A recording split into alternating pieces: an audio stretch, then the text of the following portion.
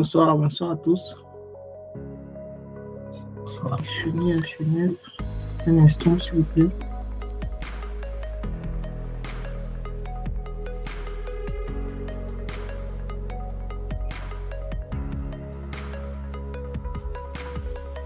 Je sais pas si vous voyez mon écran. Non? Ouais, c'est bon. C'est bon? C'est visible, ouais. On voit ton écran. Ok. Bah, moi c'est Picard, Yonce. Là, je vais vous présenter mon parcours personnel partant du Cameroun jusqu'à mon arrivée en France il y a 2 ans. Alors, j'ai obtenu mon baccalauréat en 2011 et puis après, j'ai intégré l'université de Yaoundé 1, la faculté des sciences où je faisais chimie physique. Ensuite, en 2014, j'intègre l'UIC où je suis une formation de 5 ans, donc 3 ans au Cameroun et 2 ans en France. Je faisais partie de l'école polytechnique Nancy qui avait une délocalisation au Cameroun. Chemin faisant, au cours de la formation, j'ai effectué plusieurs stages où je faisais essentiellement des travaux d'inspection et entretien. Je travaillais beaucoup plus du côté mécanique. J'ai travaillé sur des chaudières, des compresseurs à air et des circuits d'entretien d'eau. En 2027, j'obtiens le bachelor en sciences technologiques à l'UIC. Je suis supposé venir en France pour continuer mes études, mais malheureusement, je n'ai pas eu de visa. Pour la France et le nouveau challenge commence. Il faut être rentable vu que le parent paye une formation et s'attend à ce que après la formation, il y ait une rentabilité financière. Du coup, en 2018, j'intègre une entreprise du côté de Yaoundé et les établissements Omega et compagnie où je faisais de la maintenance sur les équipements informatiques, de la vente, des achats et des approvisionnements. Ça n'avait rien à voir avec la formation que j'avais suivie, mais vu qu'il fallait rentabiliser, je me suis dit pourquoi pas.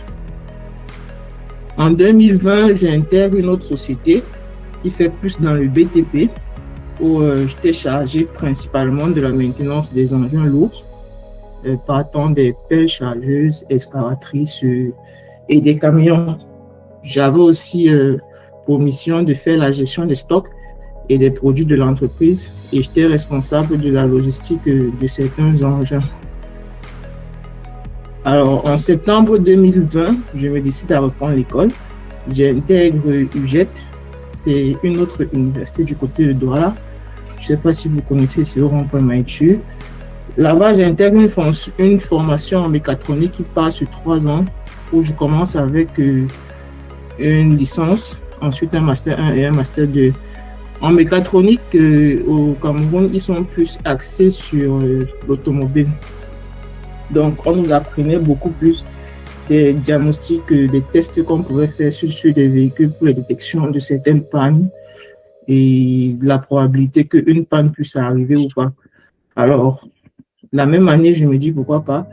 J'intègre le garage Tanjo-Sual pour essayer de lier la théorie à la pratique. Et là, j'ai travaillé sur le processus de gestion et de maintenance d'un parc auto. Au garage, il faisait beaucoup plus de travaux de dépannage, de maintenance. Et il perdait trop de temps lors de la réparation de certains véhicules. Moi, je suis plus arrivé avec des méthodes de maintenance telles que on me l'avait enseigné à l'école, où il fallait calculer les temps de maintenance, les temps de probabilité qu'une panne se produise pour optimiser en fait la gestion du garage.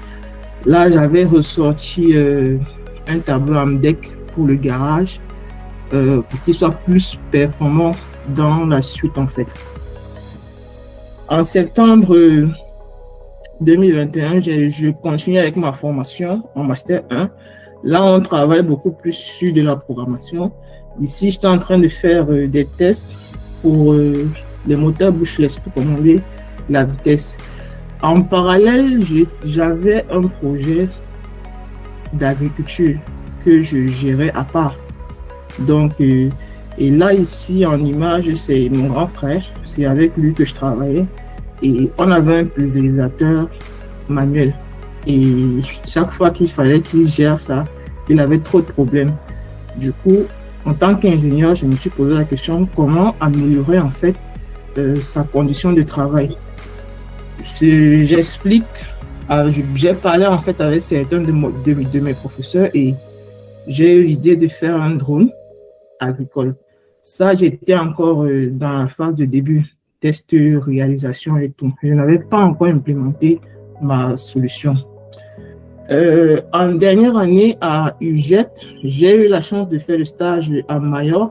C'est la société camerounaise de raffinerie. Là-bas, je travaillais beaucoup plus sur la programmation d'un four de séchage et aussi la mise en place de la nouvelle ligne d'étiquetage de leur nouveau savon. C'était pas un projet sur lequel je pouvais soutenir parce que c'était pas assez porteur.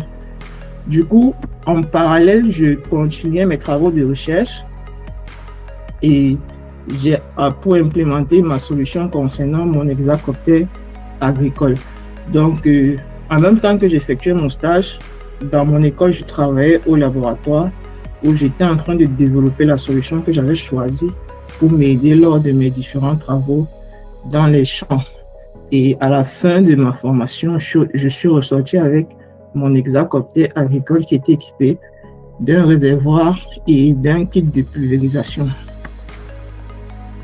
En octobre 2023, j'intègre l'NCA, l'École nationale supérieure de l'électronique et de ses applications, pour une formation de 2 ans en électronique auto, option mécatronique et systèmes complexes.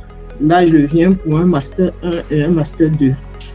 Un peu challengeant parce que je suis arrivé d'abord en retard et il fallait prendre la main sur plusieurs projets en cours. Pour débuter, j'avais été affecté dans un projet axé peau artificielle. En fait, le robot Richie, ici présent, c'était un robot présent au laboratoire de CY Tech où il fallait continuer en fait les travaux de recherche que d'autres ingénieurs avaient commencé, mais ils n'avaient pas terminé. Donc, ce sont des travaux qui partaient sur plusieurs années.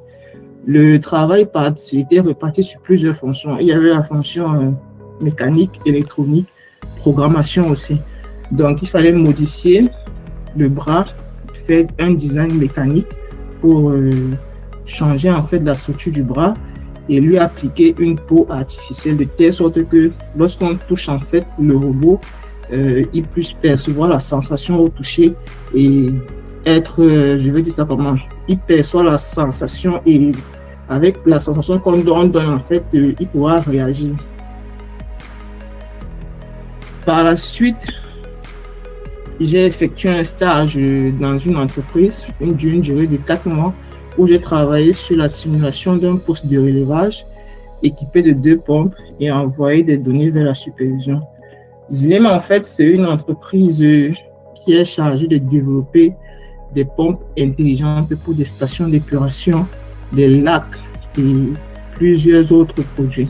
Alors, ils avaient besoin d'une armoire électrique pour effectuer les différents tests pour les démos des forums entreprises.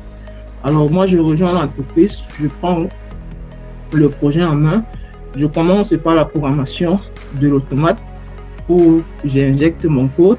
Ensuite, j'ai fait une interface graphique que j'ai liée à ma programmation, ce qui permettait en fait à l'entreprise d'avoir accès aux données de différentes pompes à distance. Et à travers ça, il pouvait savoir en fait s'il y a des problèmes ou pas, si une pompe est défaillante ou pas.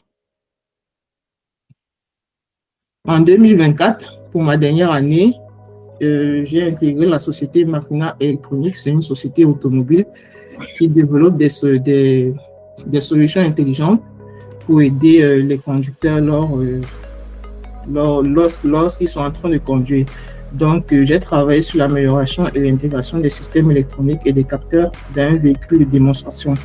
Le véhicule particulier était la Volvo XC90.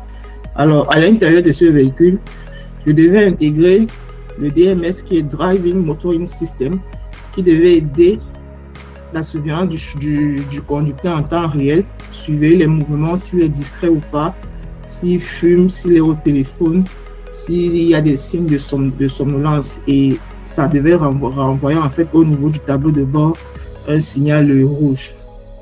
Je devais aussi intégrer l'OPCS, qui est le système de classification et de positionnement des occupants de la voiture. Il y avait aussi un radar que je devais intégrer dans le véhicule qui devait renvoyer en temps réel la position et le genre des occupants de la voiture. Enfin, il y avait la TOF, la caméra Time of Flight, qui devait illuminer en fait la voiture lors du déplacement. Ici, en fait, c'est tout ce que j'ai pu faire durant mes 2 ans en France. Là, en ce moment, je serai diplômé en décembre 2025 et je suis en train de passer des entretiens pour des contrats dans des boîtes. Donc, j'attends des retours d'ici là. Je vous remercie.